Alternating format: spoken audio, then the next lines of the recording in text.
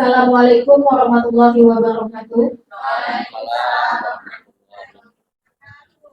Alhamdulillahirabbil alamin wassalatu wassalamu ala asyrofil anbiya'i wal mursalin wa ala alihi wa sahbihi ajma'in. Yang pertama, marilah kita panjatkan puji syukur kehadirat Allah Subhanahu wa taala yang telah memberikan rahmat dan hidayahnya sehingga kita dapat berkumpul di tempat ini. Sholawat serta salam selalu tercurahkan kepada proklamator dunia yakni Nabi besar Muhammad sallallahu alaihi wasallam dengan mengucapkan Allahumma sholli ala sayyidina Muhammad wa ala ali sayyidina Muhammad. Yang saya hormati Bapak Wakil Kepala SMA Negeri 1 Tangerang, Bapak Sutraga Beliau ini. Selanjutnya Bapak Ibu guru yang saya hormati. Hari ini kita akan melaksanakan kegiatan pembahasan menyebarkan pemahaman dan penerapan pengalaman budaya positif oleh CGP kita, yaitu Ibu Hanifah Amadullah. Acara pertama dari protokol saya anggap selesai. Yang kedua, doa yang akan disampaikan oleh Bapak Muhammad Firdaus SPD kepada Bapak disilakan.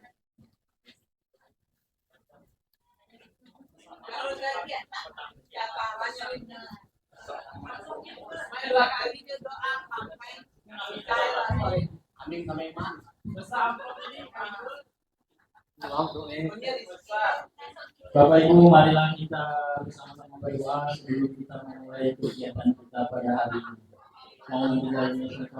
Bismillahirrahmanirrahim. Alhamdulillahirrahmanirrahim. Wassalamualaikum warahmatullahi wabarakatuh. Sayyidina wa maulana Muhammad wa ala alihi wa sahbihi ajma'in. Allahumma ighfir lana dzunubana wa liwalidayna warhamhum kama rabbawna shighara wa li jami'il muslimina wal muslimat wal mu'minina wal mu'minat wal ahya'i minhum wa rahmatika ya arhamar rahimin. Allahumma inni as'aluka al-huda wat tuqa wal afaf wal ghina wa nas'aluka ridhaka wal jannah wa na'udzubika min sakhatika wan nar. Rabbana taqabbal minna innaka antas samiul alim wa tub 'alaina innaka antat tawwabur rahim. Rabbana zalamna anfusana wa illam taghfir lana wa tarhamna lanakunanna minal khasirin. Rabbana hab lana min azwajina wa dhurriyyatina qurrata a'yun waj'alna lil muttaqina imama. Rabbana atina fid dunya hasanah wa fil akhirati hasanah wa qina adzabannar. Wa sallallahu ala sayyidina Muhammadin nabiyil ummi wa ala alihi wa sahbihi wa sallam. Subhana rabbika rabbil izzati amma yasifun wa salamun alal mursalin walhamdulillahi rabbil alamin.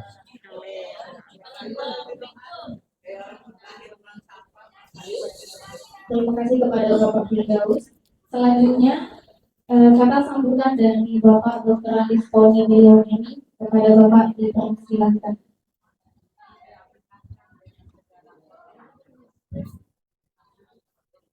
Bismillahirrahmanirrahim. Assalamualaikum warahmatullahi wabarakatuh. Waalaikumsalam warahmatullahi wabarakatuh. Dan selamat pagi. Pagi. Yang sama-sama kita banggakan, itunya calon guru besar kita, itunya Ibu Hanifah Amadullah. Kemudian yang saya hormati Bapak Ibu tenaga pendidik dan kependidikan SMA Negeri 1 Tangerang. Syukur alhamdulillah, marilah sama-sama kita ucapkan kehadirat Allah Subhanahu wa taala, di mana pada pagi hari ini kita dapat berkumpul di ruangan laboratorium seperti ini dalam rangka praktek berbagi praktek baik yang berjudul pada hari ini budaya positif. Nah, kemudian salawat dan salam untuk junjungan kita Nabi pesan Muhammad sallallahu alaihi wasallam, ucapan Allahumma shalli ala sayyidina Muhammad wa ala ali sayyidina Muhammad. Bapak Ibu sekalian, nah di mana materi pada pagi ini sebetulnya sangat menunjang, sangat mendukung untuk program kita ke depannya SMA 1 Tangerang, di mana insya Allah tahun pelajaran 2024 dan 2025 kita baru mulai melaksanakan yang namanya guru-guru merdeka atau UMR. Jadi selama kita baru masih guru 2013. Ya. Jadi salah tahun depan kita pasti atau harus melaksanakan guru merdeka. Untuk itu kita perlu vokal yang cukup banyak untuk kelancaran proses belajar dan mengajar di sekolah kita, itu SMA Negeri 1 Damangkara. Nah, untuk itu marilah kita ikuti acara ini dengan baik, sehingga nanti materi-materi ini dapat membantu kita dalam pelaksanaan atau dalam kelancaran proses belajar mengajar di SMA 1 Damangkara pada tahun pelajaran 2024-2025. Ya. Nah, kemudian kita selaku guru yang mungkin tidak menjadi kita belajar gitu ya. Ya, saya sendiri mungkin tidak lama lagi pensiun, mungkin 11 bulan lagi gitu ya. Saya masih mau belajar gitu untuk mendapatkan hal yang baru. Nah, sementara mungkin Bapak Ibu di sini masih menemukan pelajaran yang masih panjang, masih banyak vokal yang harus dipersiapkan. Kalau vokal sedikit, umpama mobil gitu ya, mungkin nanti tak sampai tujuan gitu ya. Mungkin sebab perjalanan minyak habis, menikmati perjalanan gitu ya. Nah, mudah-mudahan dengan acara hati pada ini yang berhubungan dengan program kerja daripada CGP ya, yang berhubungan dengan budaya positif. Nah, untuk itu saya mengajak kepada kita semuanya, pada Bapak Ibu sekalian, marilah kita ikuti acara ini dengan baik, dengan serius, penuh antusias. Nah, sehingga acara CGP ini lancar dan kita pun mendapatkan ilmu yang bermanfaat. Nah, demikianlah pembukaan untuk acara ini. Acara ini saya mengucapkan bismillahirrahmanirrahim. Acara CGP ini dibuka dengan resmi. Demikian dapat saya sampaikan. Tutup dengan wassalamualaikum warahmatullahi wabarakatuh. Waalaikumsalam warahmatullahi wabarakatuh. Terima kasih Pak Tony. Selanjutnya kita langsung memasuki materi menyebarkan pemahaman dan penerapan pengalaman budaya positif yang akan disampaikan oleh Ibu Hanifah Amatullah SPD. Kepada Ibu dipersilakan.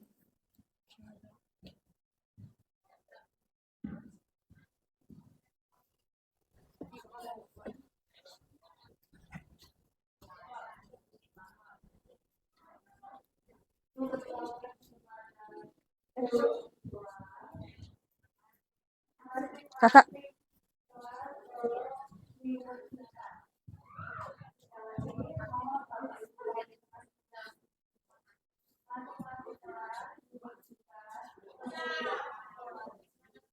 Baiklah, Assalamualaikum warahmatullahi wabarakatuh.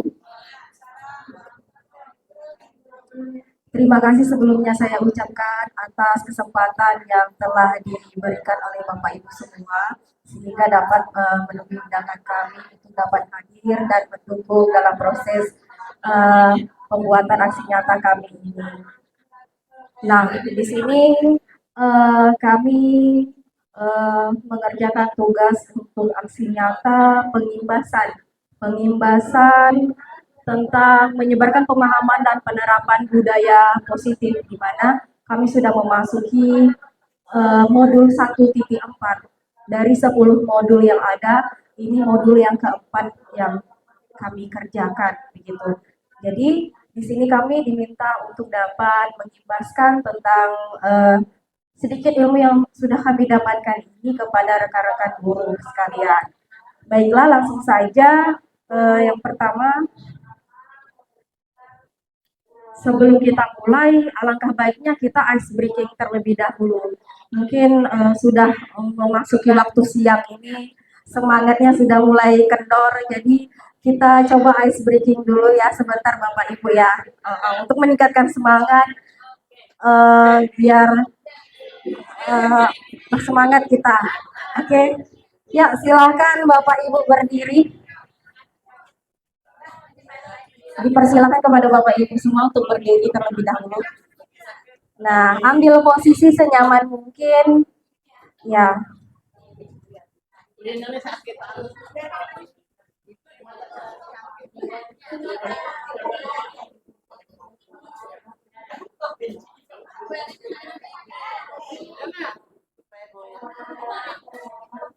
Oke, kita ikuti gerakan yang ada di video ya Bapak Ibu.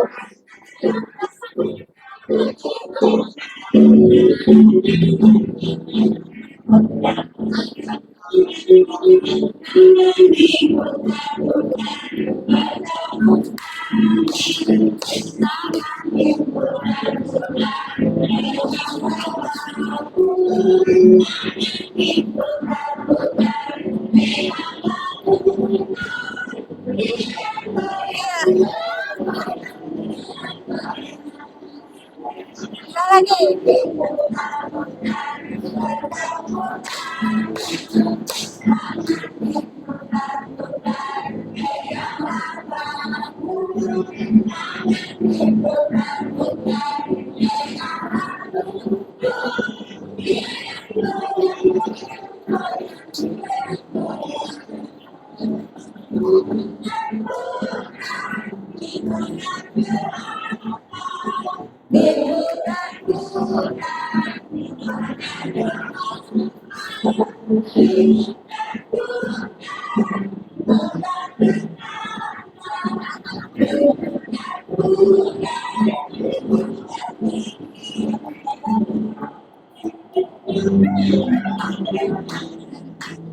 Semangat Bernie. Asik.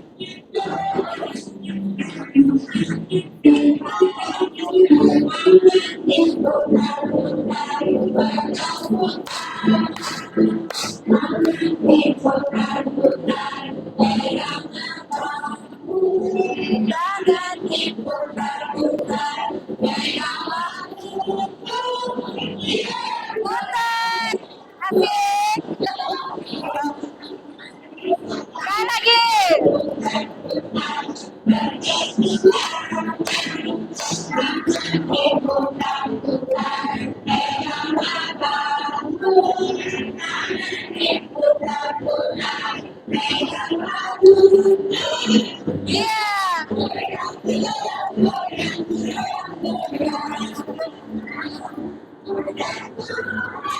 Diputar ke atas.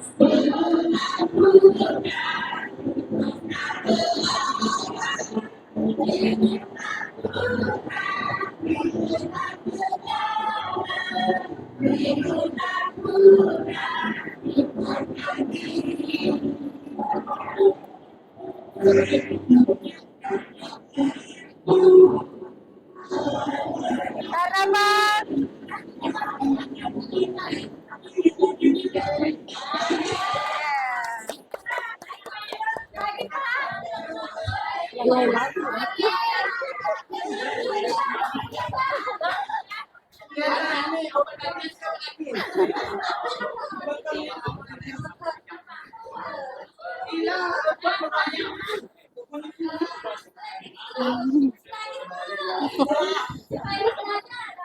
Oke, bagaimana perasaannya? Sudah bersemangat? Berkeringat yang iyanya ya. Oke, kalau begitu tarik nafas dulu dalam-dalam, baru hembuskan. Baru kita lanjutkan materi kita ya. Nah, budaya positif. Budaya positif adalah sikap, nilai, kepercayaan, dan praktik-praktik yang menciptakan lingkungan yang mendukung dan memotivasi orang untuk berkembang dan berkontribusi secara positif. Jadi budaya positif ini sebenarnya tidak mesti kita laksanakan hanya di lingkungan sekolah, tapi di lingkungan tempat tinggal, masyarakat juga akan bisa kita terapkan budaya positif ini. Kemudian, konsep inti budaya positif yang pertama ada perubahan paradigma belajar, ada disiplin positif, kemudian nilai-nilai kebajikan, kebutuhan dasar manusia, motivasi perilaku manusia, keyakinan kelas, segitiga restitusi, dan posisi kontrol guru. Untuk perubahan paradigma baru, pembelajaran dengan paradigma baru ini merupakan pembelajaran yang dirancang berdasarkan prinsip pembelajaran berdiferensiasi, sehingga peserta didik belajar sesuai dengan kebutuhan berdasarkan tahap perkembangan untuk mewujudkan profil pelajar Pancasila. Sebagaimana filosofi pemikiran tentang pendidikan oleh Ki Hajar Dewantara yang menyatakan bahwa seorang guru itu harus mampu menuntun tumbuh kembangnya kodrat yang dimiliki oleh anak, baik itu kodrat alam maupun kodrat zamannya, sehingga tercapainya kehidupan yang bahagia. Artinya apa? Di sini kita harus bisa menerapkan paradigma baru bahwa kita sebagai guru itu adalah penuntun bagi siswa, begitu. Sehingga nanti kita menuntun tumbuh kembangnya di mana setiap siswa kita memiliki kemampuan yang berbeda. Di situ kita bisa menerapkan proses pembelajaran yang berdiferensiasi. Karena kita melihat karakter siswa kita itu yang antara satu dan yang lainnya itu tidak sama, begitu. Begitu juga dengan kodrat alam, siswa kita ini memang latar belakangnya seperti apa, tidak bisa kita samakan dengan siswa yang satu, begitu. Kemudian juga kodrat zaman, sekarang kita memasuki periode yang seperti apa, zaman yang seperti apa, apakah masih bisa kita terapkan proses pembelajaran yang seperti lalu-lalu pada saat sekarang ini, begitu. Jadi harus kita buka pemikiran tentang paradigma baru ini. Oke, selanjutnya disiplin positif. Salah satu cara penerapan disiplin yang memiliki tujuan untuk menumbuhkan kesadaran, memberdayakan peserta didik tanpa imbalan penghargaan, ancaman, ataupun hukuman. Sebagai pendidik, tujuan kita adalah menciptakan peserta didik yang memiliki disiplin sehingga mereka berperilaku mengacu kepada nilai-nilai kebajikan universal dan memiliki motivasi intrinsik dalam perubahan perilaku ke arah yang lebih baik. Jadi disiplin positif ini maksudnya apa? Kita menjadikan anak didik kita ini berbuat, berperilaku dan menjalankan proses pembelajaran itu bukan hanya dengan mengharapkan adanya penghargaan atau imbalan atau karena adanya hukuman yang kita terapkan, tetapi bagaimana keinginan tersebut lahir dari dirinya sendiri, keluar dari motivasi itu datangnya dari intrinsik dari diri anak itu sendiri gitu untuk mau berbuat, bukan karena adanya faktor-faktor luar seperti penghargaan begitu. Jadi seperti biasanya kan kita setiap akhir semester pada saat kenaikan kelas, sebelum kenaikan kelas kita ada pemberian rapor dan kita sering memberikan peringkat juara 1, 2, dan 3 itu dibacakan, ya kan? Nah, apakah itu hal yang baik sebenarnya? Dalam satu sisi mungkin itu akan meningkatkan motivasi siswa, tapi banyak sisi lainnya yang bernilai kurang baik jatuhnya itu. Karena apa? Di situ ada unsur penghargaan yang diharapkan. Jadi sebagian siswa mengejar adanya juara untuk berbuat, bukan dari motivasi dalam dirinya sendiri untuk melakukan hal yang baik untuk meningkatkan potensinya. Begitu ya Bapak Ibu. Oke. Selanjutnya, nilai-nilai kebajikan.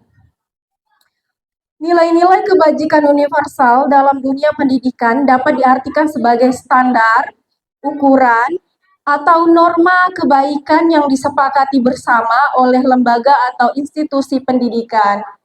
Kesepakatan tersebut berlaku universal untuk setiap orang yang berada di lingkungan atau lembaga institusi tersebut tanpa memandang suku, agama, ras, atau latar belakang. Nah, nilai-nilai kebajikan ini ada beberapa. Yang pertama ada di situ profil pelajar Pancasila, di mana kita tahu di kurikulum Merdeka. Nah, profil pelajar Pancasila ini ada 6. Yang pertama, beriman dan bertakwa kepada Tuhan Yang Maha Esa dan berakhlak mulia. Kemudian berkebinekaan global. Selanjutnya gotong royong. Kemudian ada mandiri, ada kreatif, dan bernalar kritis, di mana profil pelajar Pancasila inilah yang kita tanamkan ada pada diri setiap peserta didik kita. Kemudian ada Primary Years Program PYP, atau ini adalah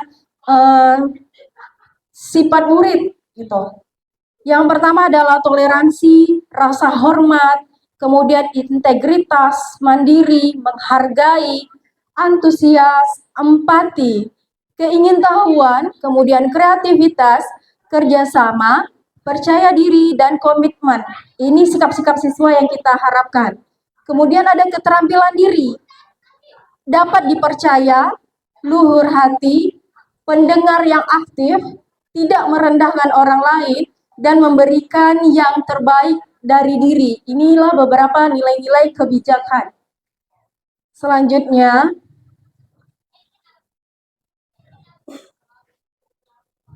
nah, ada kebutuhan dasar manusia. Ada 5 kebutuhan dasar manusia. Yang pertama itu kebutuhan bertahan hidup. Ini bersifat fisiologis. Untuk bertahan hidup misalnya butuh rumah, makan, pakaian, tempat tinggal, dan sebagainya. Nah, kemudian ada kebutuhan dasar manusia yang kedua, yaitu kasih sayang. Kebutuhan psikologis yaitu meliputi kebutuhan akan hubungan dan koneksi sosial, kemudian kebutuhan untuk memberi dan menerima kasih sayang, dan kebutuhan untuk merasa menjadi bagian dari suatu kelompok gitu. Sama seperti anak kita yang sering berperilaku di dalam kelas itu, kadang dia mungkin butuh kasih sayang, mereka tidak dapatkan di rumah, dan dia mengharapkan dapatnya di sekolah. Cuman kadang kita tidak bisa mengartikan itu begitu. Mungkin banyak aja tingkah yang dilakukannya itu dalam rangka ya mereka butuh kasih sayang sebenarnya gitu. Selanjutnya kebebasan. Kebutuhan akan kemandirian, otonomi, memiliki pilihan dan mampu mengendalikan arah hidup seseorang. Anak-anak dengan kebutuhan kebebasan yang tinggi, menginginkan pilihan, banyak bergerak, suka mencoba-coba, tidak terpengaruh orang lain, dan senang hal baru serta menarik. Ini kayak contoh di dalam kelas, kadang anak-anak kita itu ada yang tiba diajak belajar dia tidur. Tapi kita coba bawa praktek, dia laju. Atau tiba tidak ada guru, dia malah keluar kelas main bola, ini itu. Sementara kalau kita bawa serius belajar di dalam kelas, dia tidak akan nyambung. Nah, ada beberapa anak-anak kita yang butuhnya yang memang seperti itu, yang mesti dibawa kebebasan seperti itu dia. Selanjutnya, penguasaan. Kebutuhan yang berhubungan dengan kekuatan untuk mencapai sesuatu, menjadi kompeten, menjadi terampil, diakui atas prestasi dan keterampilan, serta memiliki rasa harga diri. Penguasaan ini maksudnya jika di dalam kelas seperti ada anak-anak kita tuh yang memang mungkin pendiam, tidak bisa jarang berkomunikasi dengan yang lain. Nah, mungkin dia butuh penguasaan, artinya gini, kita cobalah kita suruh dia sesekali, nak tolong hapuskan papan tulis, gitu. Atau, nak tolong ambilkan buku ibu di majelis, begini. Jadi dia merasa, oh ternyata saya bisa loh disuruh guru juga begitu, gitu. Oke, selanjutnya bersenang-senang. Kebutuhan untuk mencari kesenangan, bermain dan tertawa. Anak-anak dengan kebutuhan dasar kesenangan yang tinggi biasanya ingin menikmati apa yang dilakukan. Mereka akan berkonsentrasi dalam mengerjakan hal yang disenanginya. Mereka juga suka permainan dan suka mengoleksi barang, suka bergurau, suka melucu dan menggemaskan, bahkan terlalu berlaku buruk gitu. Jadi kalau yang anak yang memang hobinya bersenang-senang kayak gini, ya itu tadi sama seperti kalau kita bawa ke lapangan, dia baru semangat dia belajar gitu, suka gitu. Nah, malah kadang melakukan hal yang tidak pula di situ ya kan, karena terlalu sukanya dia dengan dibawa keluar. Oke.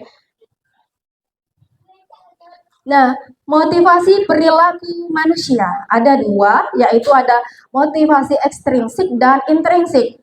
Ekstrinsik itu untuk menghindari ketidaknyamanan atau hukuman. Ekstrinsik ini biasa berasal dari luar.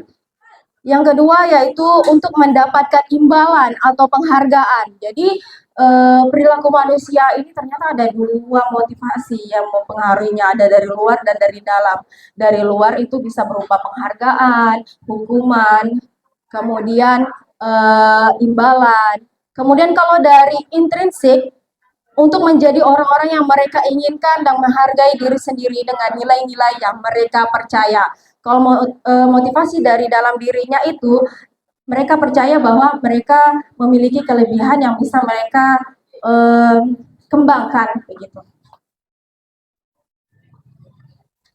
Selanjutnya ada yang namanya hukuman, konsekuensi, dan restitusi. Nah, ketiga hal ini harus dapat kita bedakan dalam penerapannya ya Bapak Ibu, karena apa? Hal ketiganya ini punya ada kelebihan dan kekurangannya masing-masing gitu. Apalagi kalau untuk hukuman. Hukuman itu dia berupa hal yang tidak terencana sebelumnya. Artinya apa? Tanpa disepakati.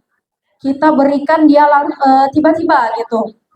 Anak melakukan kesalahan, langsung kita minta melakukan, misalnya mereka terlambat, kita minta anak untuk langsung lari lapangan, misalkan 2 kali keliling. Gitu. Nah, itu yang namanya hukuman. Murid tidak tahu apa yang akan terjadi atau tidak dilibatkan. Nah, dalam penentuan hukuman ini kan kita tidak ada toleransi lagi sama anak gitu. Langsung aja dari guru sendiri yang mengeluarkan mengeluarkan tindakan. Selanjutnya bersifat satu arah karena yang muncul langsung dari gurunya langsung gitu, tidak tanpa anak ketahui. Berikutnya berupa hukuman bentuk fisik dan psikis. Nah, biasanya dalam bentuk yang nampak begitu. Itu yang namanya hukuman yang sangat sering kita lakukan dalam dalam proses pendidikan kita saat ini. Kemudian ada yang namanya konsekuensi. Konsekuensi ini terencana atau disepakati sesuai peraturan. Jadi konsekuensi ini memang sudah kita sepakati terlebih dahulu bersama anak, seperti kesepakatan kelas atau keyakinan kelas. Karena kita sudah buat, kita sepakati. Atau tata tertib sekolah. Tata tertib sekolah kan sudah kita sosialisasikan kepada siswa dan orang tua siswa. Nah, itu penerapannya bisa kita sebut sebagai konsekuensi. Kemudian sikap guru selalu memonitor murid, jadi dia dikontrol gitu. Kayak adanya buku tata tertib, itu kan dikontrol sama guru. Tindakan yang melanggar tata tertib itu, kemudian poinnya berapa, nah itu termasuk konsekuensi. Berikutnya ada restitusi. Restitusi ini adalah proses menciptakan kondisi bagi murid untuk memperbaiki kesalahan. Proses kolaboratif yang mengajarkan murid untuk mencari solusi sendiri. Nah, kalau restitusi ini dia lebih kepada diskusi yang dilakukan. Diskusi antara guru dan siswa untuk menyelesaikan masalah atau kasus yang dilakukan anak. Begitu. Jadi dimulai dari kita ngajak anak tersebut berdiskusi, kemudian kita menyadarkan tindakan salahnya, kemudian kita tanyakan keyakinan kelas apa yang sudah pernah disepakati dan apa yang sudah dilanggarnya, begitu. Sehingga nanti muncul solusi sendiri dari anak, tidak dari guru. Tidak dari guru BK ataupun guru wali kelas ataupun guru yang melakukan restitusi, tapi dari anak itu sendiri keluar solusinya begitu. Jadi mereka menyadari kesalahan, mereka juga yang akan memunculkan solusi gitu. Oke, selanjutnya. Nah, ada keyakinan kelas. Keyakinan kelas yang dibuat bersama peserta didik akan membuat peserta didik merasa memiliki kelas tersebut. Hal ini akan meningkatkan motivasi belajar peserta didik karena mereka merasa bertanggung jawab untuk menjaga kelas mereka tetap nyaman dan kondusif untuk belajar. Keyakinan kelas ini ya beda dengan peraturan kelas. Kalau peraturan itu sama kayak seperti peraturan sekolah, tata tertib sekolah yang ada bentuk poin atau timbal baliknya begitu. Kalau keyakinan kelas ini yang muncul dari kesepakatan bersama antara guru dan siswa di dalam kelas itu, mau dia bersama guru mata pelajaran atau wali kelasnya gitu. Jadi kesepakatan kelas ini dibuat memang dirancang berdasarkan kesepakatan bersama di dalam kelas itu. Kata-kata dan kalimat-kalimat yang dibuat itu memang muncul dari kesepakatan bersama. Jadi kemudian itu dilaksanakan dan diyakini dari hati untuk diterapkan dan menjadi tanggung jawab bersama di dalam kelas, sehingga timbullah keyakinan kelas begitu. Nah, pembentukan keyakinan kelas mewujudkan budaya positif. Ini telah contoh keyakinan kelas, proses pembuatan keyakinan kelas yang telah saya lakukan kemarin, begitu. Nah, keyakinan kelas ini bersifat abstrak, berupa pernyataan universal, dibuat dalam pernyataan positif, sedikit saja agar mudah diingat, kemudian sesuai dengan kondisi kelas sehingga mudah diterapkan. Semua warga kelas dilibatkan untuk membuat keyakinan kelas. Kemudian ada contoh di proses pembuatannya.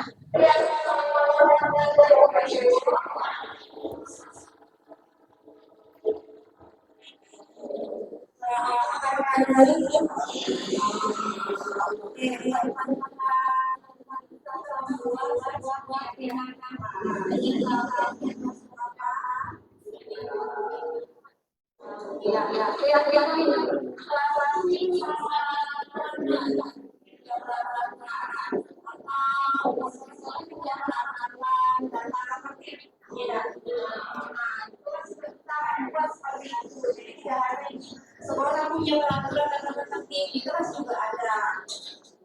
Jadi peraturan ini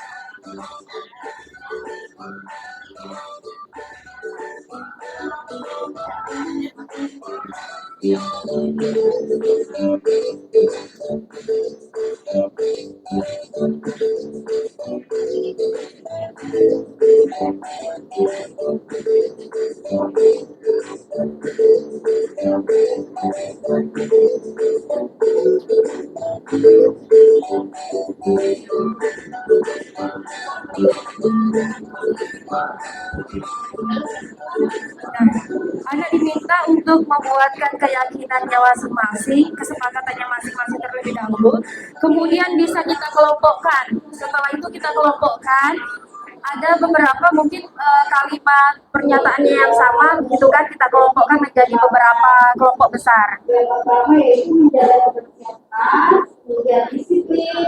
Nah, di sini didapatkanlah 8 buah keyakinan kelas. Saling menghargai, saling menghargai antar teman dan guru. Kemudian juga ada 8 ya kesepakatan yang akan dijadikan sebuah keyakinan kelas. Karena nanti kalau yang 8 ini akan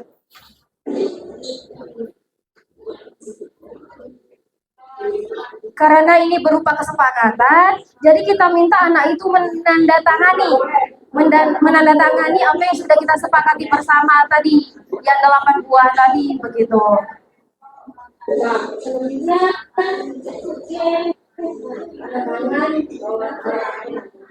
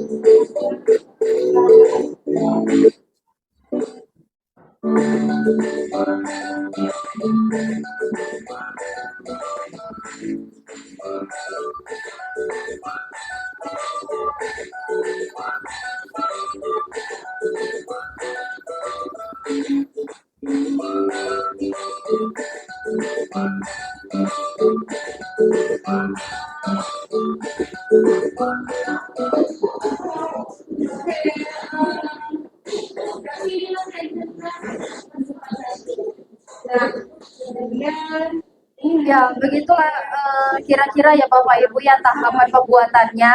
Jadi setelah anak tanda tangani, nanti bisa kita jadikan dia ditempel di dinding, di dinding kelas. Nah, begitu ya. Oke, sampai di sini untuk contohnya. Kemudian kita lanjutkan.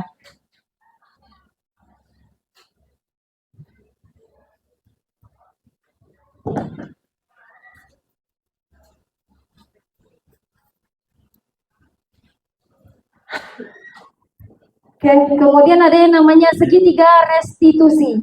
Restitusi adalah proses menciptakan kondisi bagi murid untuk memperbaiki kesalahan mereka, sehingga mereka bisa kembali pada kelompok mereka dengan karakter yang lebih kuat menurut Gosen 2004. Jadi segitiga restitusi ini bagaimana kita menangani kasus anak, kesalahan anak dengan cara kita mengajak berdiskusi. Berdiskusi di mana nanti anak sendiri yang akan mengungkapkan kesalahannya, mengungkapkan pelanggaran yang telah dilakukannya, kemudian mencari solusi dan memikirkan solusi yang akan dilakukannya juga gitu. Jadi kita guru hanya memberikan pertanyaan-pertanyaan seputar memancing memancing mereka untuk mampu sampai kepada solusi gitu. Oke.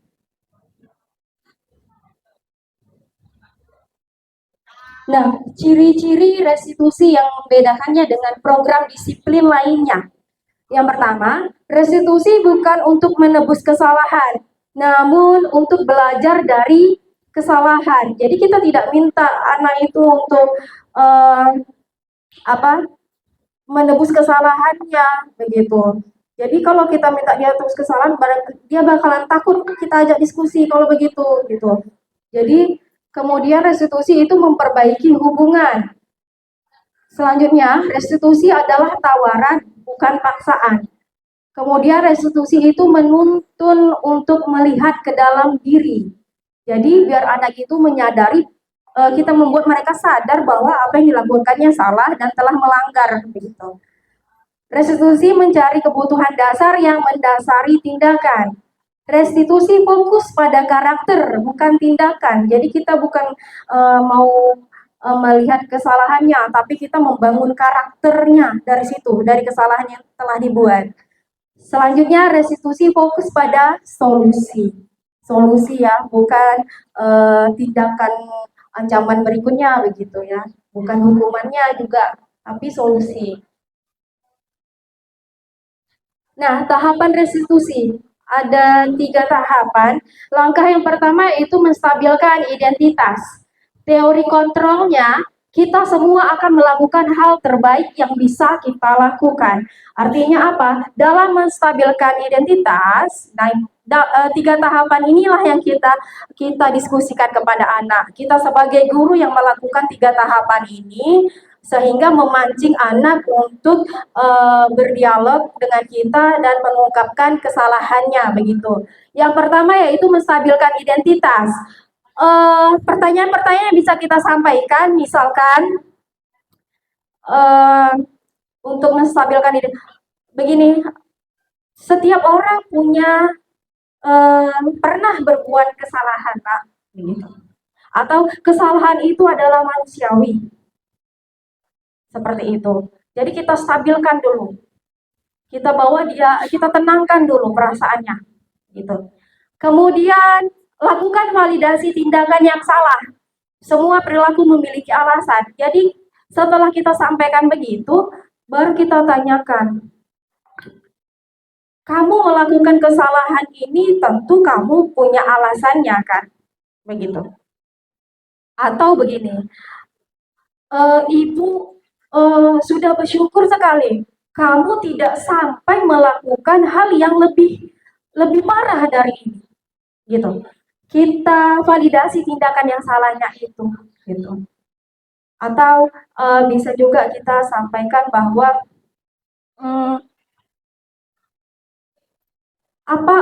bagaimana apa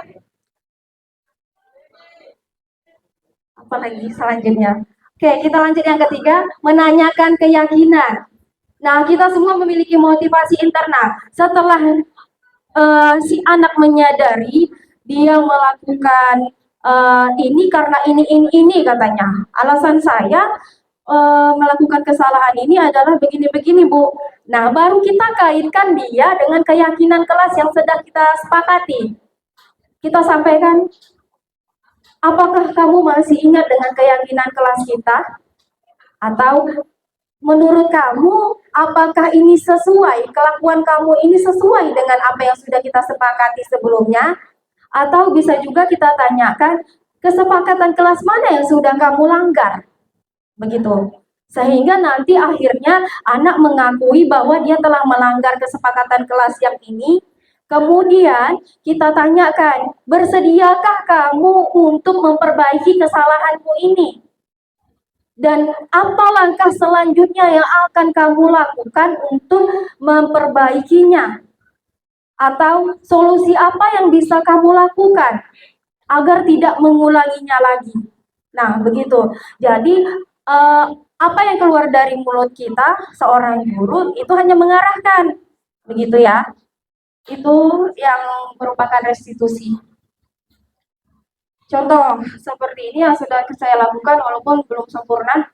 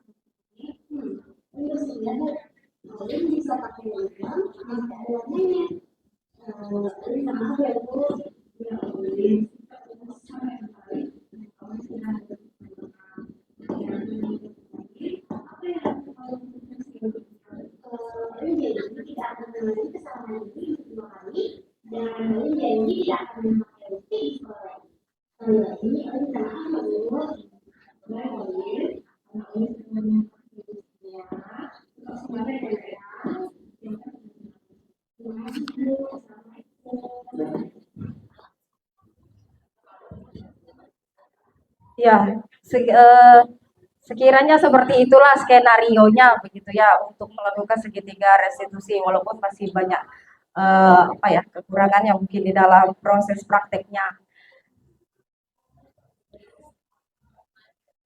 Oke, kita lanjutkan 5 posisi kontrol guru. Nah, jadi ada 5 posisi kontrol bagi seorang guru. Yang pertama, penghukum. Yang kedua, pembuat merasa bersalah. Yang ketiga, teman. Yang keempat, pemantau. Dan yang kelima, manajer. Contoh penerapan 5 posisi kontrol guru. Jika diberikan sebuah kasus seperti ini, siswa datang terlambat, maka jika kita mengambil posisi kontrol sebagai penghukum, sekiranya bahasa yang bisa kita keluarkan tuh seperti ini. Bersihkan sampah di lapangan sekolah, gitu. Kita memberikan hukuman langsung. Kemudian kalau misalkan sebagai pembuat merasa bersalah, berapa kali sudah Ibu ingatkan agar kamu tidak terlambat lagi, tapi masih saja kamu ulangi. Begitu contohnya. Oke. Selanjutnya, jika kita memposisikan kita sebagai posisi kontrol teman, yang bisa kita contoh kalimatnya dalam menanggapi kasus tersebut. Ayo dong taati aturan sekolah, tolonglah bantu Ibu. Kali ini tidak apa kamu terlambat, lain kali jangan terlambat lagi ya, begitu. Nah, jika dia sebagai posisi pemantau, kamu sudah melanggar aturan sekolah. Tentu kamu sudah tahu apa konsekuensi yang akan kamu terima. Jangan kamu ulangi lagi. Jadi kalau pemantaunya kita mengingatkan kepada konsekuensi, dia mengingatkan kepada tata tertib, gitu. Jadi guru sebagai pemantau di situ ada kesalahan, ada konsekuensi yang harus dilakukan anak. Nah, kalau sebagai manajer, apa kamu tahu kesalahan kamu? Kira-kira apa yang kamu akan lakukan agar tidak mengulanginya lagi? Nah, itu untuk bahasa jika kita memposisikan kita sebagai posisi kontrol manajer. Selanjutnya, nah ada beberapa pertanyaan. Posisi kontrol apakah kalimat berikut ini? Yuk Bapak Ibu, saya kecewa dengan apa yang kamu lakukan hari ini. Kira-kira ini posisi kontrol apa? Memantau, apa lagi tadi? Apa ini? Membuat rasa bersalah. Ya, benar, karena di situ kita buka kekecewaan kita, biar anak merasa bersalah dia terhadap kita, begitu ya. Selanjutnya, apa yang akan kamu lakukan untuk memperbaiki kesalahan kamu ini? Nah, posisi kontrol apakah ini? Manajer? Benar? Ya, karena di situ kita kembalikan ke anak, kira-kira kamu mau melakukan apa untuk memperbaikinya, begitu ya. Ya, selanjutnya, tolong lakukan demi menjaga nama baik sekolah, demi Bapak dan Ibu gurumu ini. Sebagai teman, ya benar Bapak Ibu. Nah, menurut Bapak Ibu sebagai seorang pendidik, peran kontrol manakah yang seharusnya kita miliki? Oke, mungkin mau open mic, silakan Bapak Ibu menyampaikan pendapatnya. Oke. Mungkin disesuaikan dengan mungkin salah satunya psikologi guru itu sendiri ya, tujuan guru sendiri kan berbeda. Ya benar. Ada yang sifatnya dia terlalu disiplin, ada yang sifatnya memang dia berteman dengan siswa. Ya. Ada yang sifatnya selalu memberikan tugas, kalau tugas tidak selesai maka dihukumnya dan sebagainya dengan alasan tertentu. Jadi ini ibu rasa mungkin dikembalikan lagi kepada psikologi guru itu sendiri maksudnya. Ya. Nah, jadi boleh. sebaiknya mudah-mudahan kita bisa setelah mengikuti kegiatan ini bisa mungkin merubah cara kita lebih baik dalam mengajar atau menghadapi siswa. Ya, terima kasih kepada Ibu Eri atas tanggapannya. Ya, benar apa kata Bu Erni tadi, katanya tergantung pada psikologis guru kita sendiri sebagai guru. Terkadang memang ada kita menganggap anak sebagai teman. Ada kadang kita memposisikan diri kita sebagai penghukum. Kadang kita juga bisa memposisikan diri kita sebagai manajer. Kadang memang tergantung pada bahasa apanya mood kita juga kadang gitu ya. Apalagi selain mood, nengok juga gimana nanti tingkah laku anak itu. Gitu. Kalau udah sering-sering terlalu sering berkelakuan, itu bisa memperburuk mood kita juga sebagai guru. Gitu. Ya ada lagi tambah dari Pak Tony, silakan.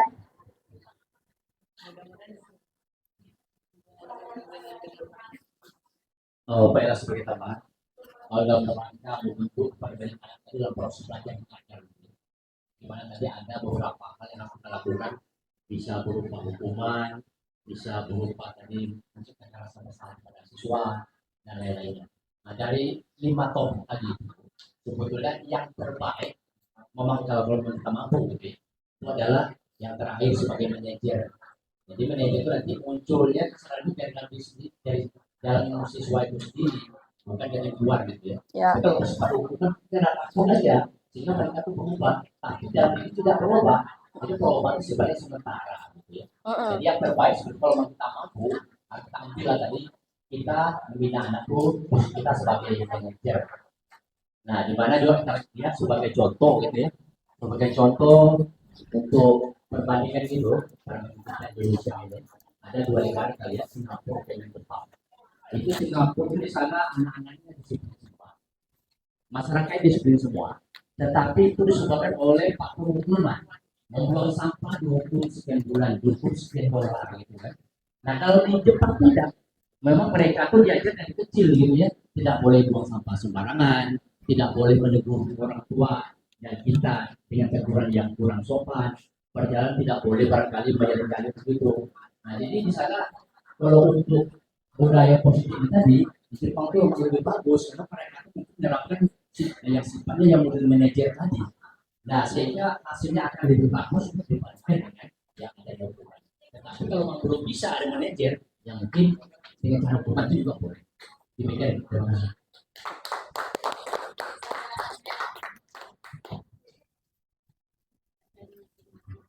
Iya, terima kasih atas tanggapannya untuk Bapak Pak Tony. Sekali lagi kita berikan aplaus untuk kedua Bapak Ibu kita yang telah memberikan tanggapan. Oke, jadi manakah yang seharusnya kita miliki? Ya, yang seharusnya kita miliki itu memang adalah manajer. Karena apa? Di situ kita berusaha untuk apa ya? Membawa anak ke segitiga restitusi juga itu ujung-ujungnya nanti kalau manajer itu, ya kan? Tuh. Nah kalau Ibu Erni bilang tadi tergantung dengan psikologi gurunya. Jadi setelah kita mempelajari ini, diharapkan nanti kita bisa melakukan perubahan-perubahan yang demikian itu ke arah yang lebih baik, gitu ya kan, Bapak Ibu.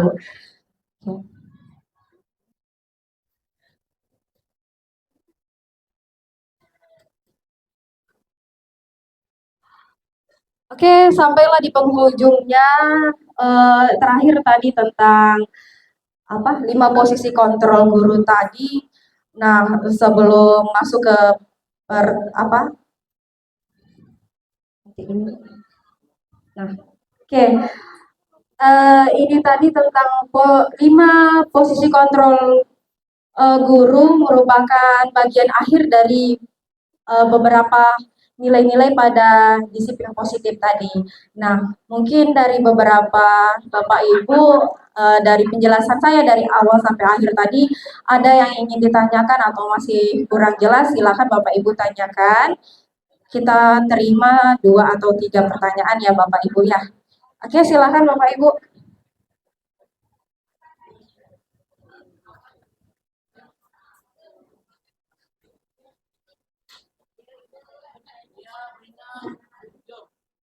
Ayo Bapak Ibu, silahkan.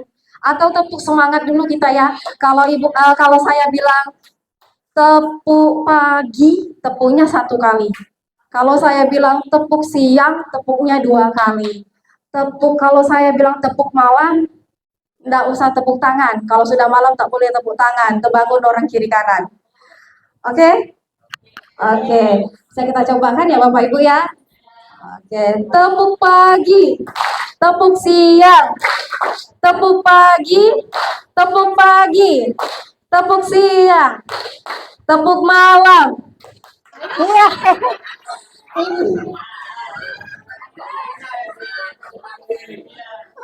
Iya. Ibu Erlin tidak konsentrasi. Ngantuk ya Bu. Oke, kita ulangi sekali lagi ya. Masih ada yang tidak konsentrasi. Masih ngantuk ternyata ya. Oh, iya. Oke, siap-siap ya Bapak Ibu, kita mulai.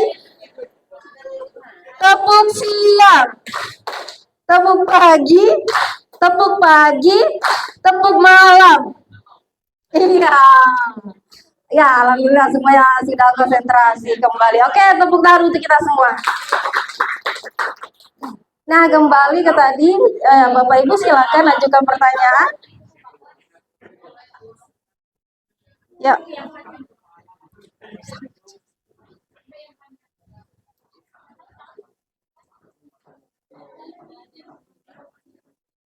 Boleh pertanyaannya tadi aja. Oke, kepada Bapak Amar, silakan.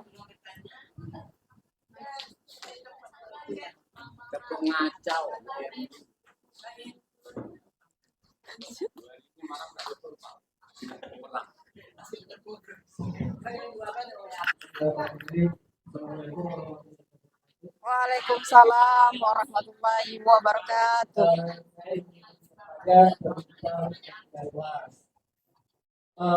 Biasanya sebaiknya kapan harus kita buat keyakinan kelas. Yang kedua, keyakinan kelas itu apakah bisa kita ubah sewaktu-waktu sesuai dengan kondisi.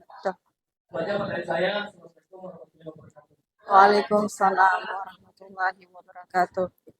Baiklah, terima kasih kepada Pak Palmar yang menanyakan. Yang pertama, kapan sebaiknya kita bentuk keyakinan kelas? Yang kedua, apakah keyakinan kelas itu bisa kita ubah sewaktu-waktu?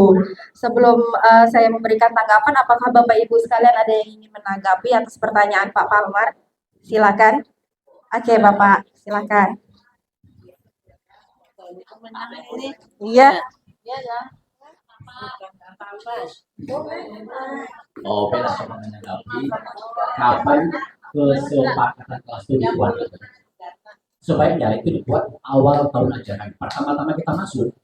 Nah, sehingga nanti dengan adanya kesepakatan tersebut, mungkin proses belajar mengajar itu akan lancar ya.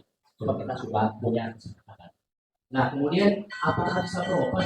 Bisa.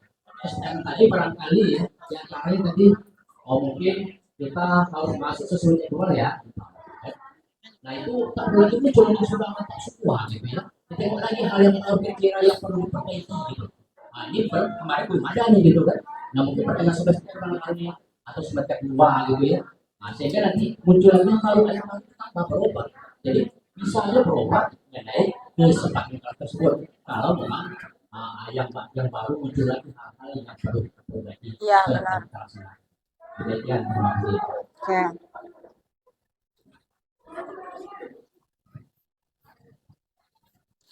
Baiklah, terima kasih kepada Pak Tony yang sudah memberikan tanggapan.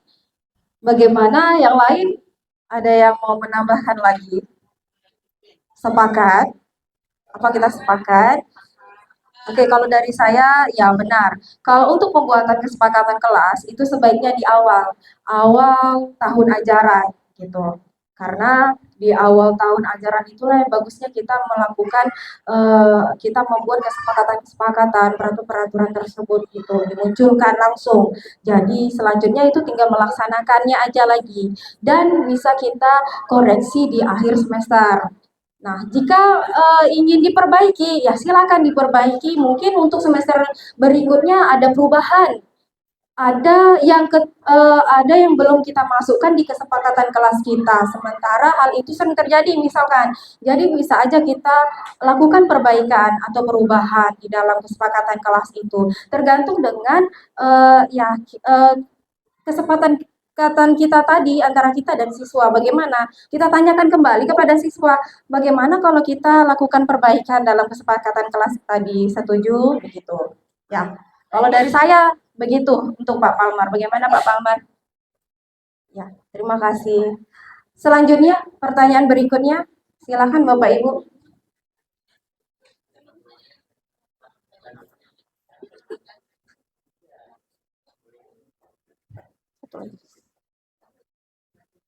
Ya, Ibu Sumalang, silakan.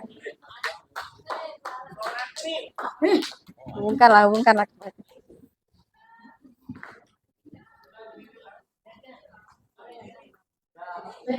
Di sini saya bertanya bahwa kan setiap kalau misalnya saya sebagai guru BK di sini sering mengatasi masalah siswa.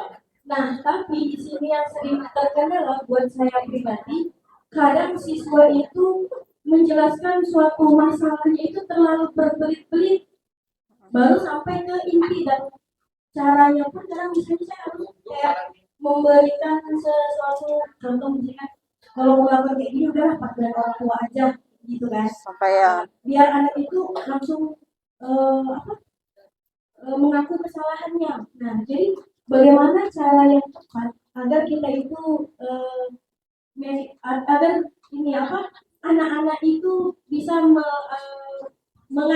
langsung mengaku kesalahannya gitu, tanpa harus entah kita panggil kayak orang tua dan segala. Terima kasih. Baiklah, sama-sama. Oke, terima kasih pada Ibu Sumala yang sudah memberikan pertanyaan. Bagaimana tadi ya Ibu Sumalang selaku guru BK itu menanyakan bagaimana tadi penanganan terhadap anak yang mungkin kalau ditanya kesalahannya itu terlalu berbelit-belit begitu. Kemudian juga sampai mungkin tidak mau ngaku dan di ujung-ujungnya sampai ada apa namanya tuh ancaman ya, berupa ancaman. Ya udah kita panggilan orang tua saja begitu ya kan. Nah, bagaimana Bapak Ibu, apakah ada yang ingin membantu menjawab? Silakan.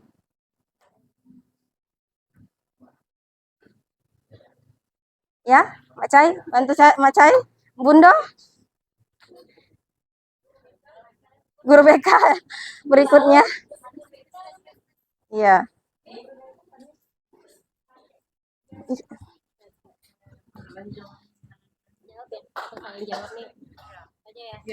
Oh, boleh. Ya. Baik, assalamualaikum warahmatullahi wabarakatuh. Waalaikumsalam warahmatullahi wabarakatuh. Berdasarkan pertanyaan yang tadi, kalau menurut saya, memang disinilah peran kita sebagai guru itu memang butuh kesabaran. Itu yang pertama yang harus kita miliki. Kemudian yang kedua, kalau berdasarkan materi yang disampaikan tadi, memang kita disinilah pentingnya peran dari segitiga restitusi tadi itu. Nah, dalam segitiga restitusi tadi itu, di situ kan ada teknik-teknik yang akan kita lakukan. Mungkin kita gagal dalam misalnya mengidentifikasi masalah apa yang dia siswa. Nah, itu kan dia bertahap, memang bertahap ya caranya ya. Jadi kita tidak langsung memang pada hari itu selesai, tidak. Tapi bagaimana kita memanggil anak itu, tapi mungkin yang pertama itu posisinya mungkin tidak di depan orang banyak atau di depan teman lain, karena itu akan menimbulkan dampak pada psikologis anak itu sendiri. Jadi mungkin kita secara pribadi dulu, maksudnya kita ambil langkah antara saya dengan anak tersebut gitu. Itu dua mata lah, ibaratnya 4 mata ya. Oke, seperti itu.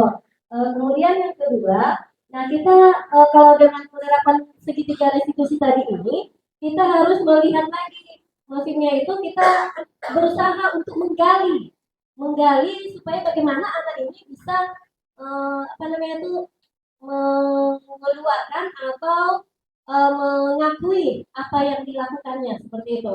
Tapi kalau secara langsung instan saya kira memang itu agak sulit ya, tapi memang dia butuh proses itu, karena ini memang pernah juga saya lakukan terhadap anak yang bagaimana kalau di dalam kelas itu tidak mau belajar, tidak mau mengerjakan tugas. Ini salah satu contoh yang pernah saya terapkan itu mulai dari kelas 10 mungkin kelas 11 ya, itu sabda yang anak kita kemarin itu termasuk anak yang tidak mau yang suka malas belajar ya, suka keluar. Nah, tapi saya tidak pernah memanggil anak ini di dalam kelas, tidak. Tapi bagaimana saya memanggil anak tersebut mata purkan ini sama sabda ya, sabda kemarin itu secara pribadi aja dulu. Nah, itu mungkin itu yang baik kita lakukan. Dan kalau ada masalah sebenarnya kita tidak langsung ke guru BP ya, tapi bagaimana kita sebagai guru yang ada di dalam kelas itu berusaha untuk berusaha untuk menyelesaikan masalah apa yang dihadapi murid terhadap kita sendiri sebagai guru yang ada di dalam kelas. Nah, mungkin itu aja yang pendapat saya. Mungkin ada pendapat dari teman lain, silakan. Terima kasih. Assalamualaikum warahmatullahi wabarakatuh. Baiklah, terima kasih kepada Ibu Hajah Nura ini yang sudah sangat jelas ya tanggapannya terhadap apa yang telah dipertanyakan oleh Ibu Zumalang. Ya, saya menambahkan sedikit saja. Mungkin ya, proses ini kan sebenarnya tidak langsung diserahkan kepada guru BK. Siapa yang mengalami? Kalau di saat di meja piket, berarti guru piket yang menangani anak, begitu. Yang kita lakukan segitiga restitusi terhadap anak. Jika yang mengalami adalah guru mata pelajaran di dalam kelas, misalkan ada siswanya yang memang sering tidur-tiduran di dalam kelas, tidak mau menulis, ya kita sebagai guru mata pelajaran yang memang punya mempunyai sangkutan kepada anak tersebut, karena kita yang guru mapelnya gitu kan. Nah, dan dia bermasalahnya pada saat jam kita mengajar, jadi ya memang kita lah yang harus melakukan restitusi itu. Tapi kalau bisa diusahakan jangan di depan yang lain, gitu. Kita bawa dulu dia atau kita panggil secara empat mata, kemudian kita lakukan restitusi kepadanya sampai kita lakukan pendekatan sebisa mungkin lah, diskusi sebaik mungkin agar anak ini tidak sampai berbohong. Kadang ada juga yang berbohong gitu kan, tidak mau mengakui kebenarannya gitu. Tapi kita usahakan anak itu mengungkapkan dengan sejujurnya. Ya, itu tadi ya. Demikian untuk Gus Malang, bagaimana? Oke, ada lagi Bapak Ibu yang ingin ditanyakan? Cukup? Oke, kalau begitu sampai di sini dulu untuk proses pembahasan materi tentang budaya positif. Semoga apa yang saya dapatkan ilmunya ini yang telah saya bagikan sedikit ini, bisa membawa perubahan bagi diri saya khususnya dan untuk rekan-rekan sekalian, Bapak Ibu sekalian pada umumnya. Terima kasih banyak sekali lagi saya ucapkan atas kesempatannya dan waktu yang telah diluangkan. Oke, sampai di sini saya akhiri dengan wassalamualaikum warahmatullahi wabarakatuh. Satu buah pantun. Jalan-jalan ke kota tua dengan anak dan sanak saudara. Terima kasih hadirin semua sudah berkenan mendengarkan saya. Terima kasih Bapak Ibu. Assalamualaikum warahmatullahi wabarakatuh. Saya kembalikan kepada moderator. Alhamdulillah, saya juga kita pada hari ini. Terima kasih kepada Bapak Ibu guru. Saya tutup kegiatan ini dengan Assalamualaikum warahmatullahi wabarakatuh.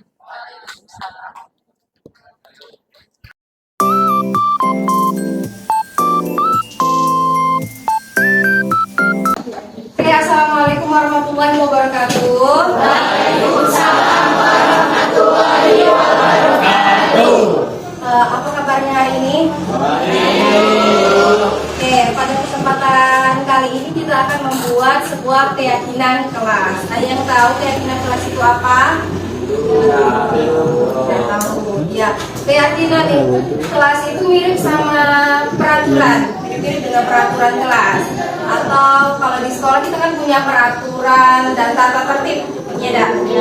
Nah, di kelas juga kita akan buat seperti itu. Jadi tidak hanya di sekolah punya peraturan dan tata tertib, di kelas juga ada.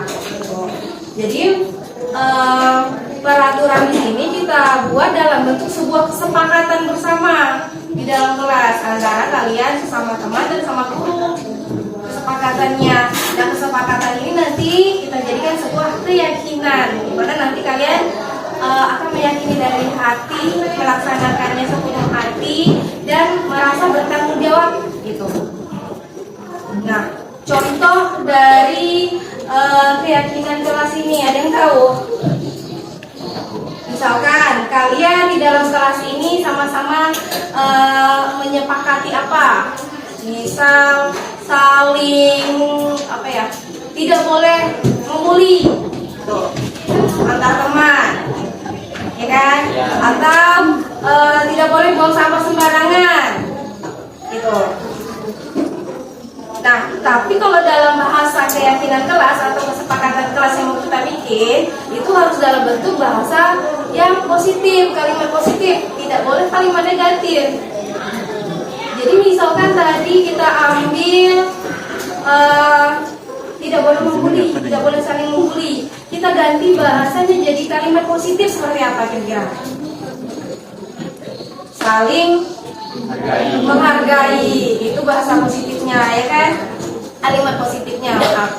Nah, kalau misalkan tidak boleh buang sampah sembarangan, berarti kita ubah dia jadi kalimat positif seperti apa? Ya, betul, menjaga kebersihan. Nah, yang seperti itulah yang akan kita buat. Ibu minta kalian masing-masing membuat sebuah keyakinan kelas. Dan sekarang apa yang ingin kalian sepakati nantinya.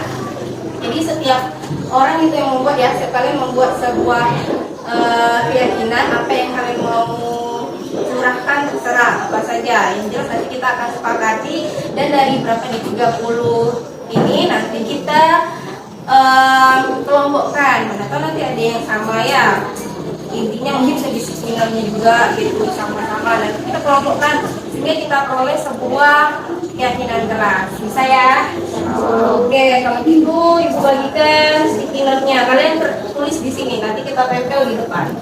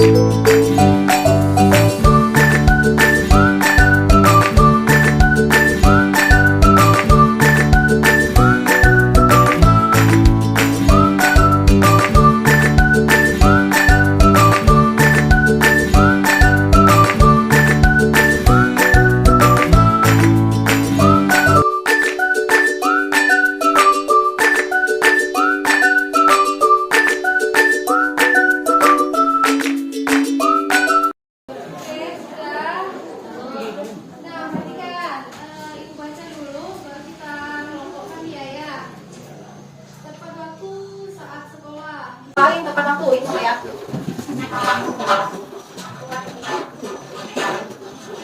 Menjaga kebersihan kelas, menghargai sama teman, menghargai pendapat saat di pelajaran. Ini disiplin. Masukkan baju darah, dan menjaga kebersihan kelas. Oke, kita disiplin. Oke, dari beberapa tadi yang sudah kalian buat tentang kesepakatan kelasnya, kita peroleh ini, kita kelompokkan menjadi 8 ini. Yang pertama yaitu menjaga kebersihan kelas, kemudian disiplin, selanjutnya saling menghormati antar teman dan guru, saling tolong menolong, saling menghargai antar teman dan guru, kemudian melaksanakan tata tertib sekolah, boleh open book saat ulangan, dan boleh menggunakan handphone dengan bijak. Jadi ada 8 ini ya, kesepakatan yang akan kita jadikan sebuah keyakinan kelas, dimana nanti hal yang 8 ini yang akan kalian jalankan. Kalian yakini dalam hati bahwa ini merupakan tanggung jawab kalian semua di dalam kelas ini. Paham itu ya? Oke, selanjutnya Ibu mau bikin karena ini kesepakatan, nanti ada bentuk tanda tangannya di sini, gitu. Jadi kalian tanda tangani di sini aja di kartu ini.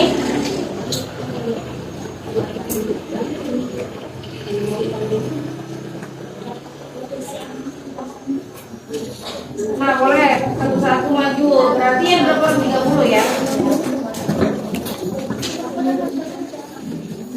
Nah, selanjutnya cek tanda tangan bawah tanda tangannya namanya siapa? Tanda tangan bawah tanda tangannya siapa? Ya, oke, satu-satu maju.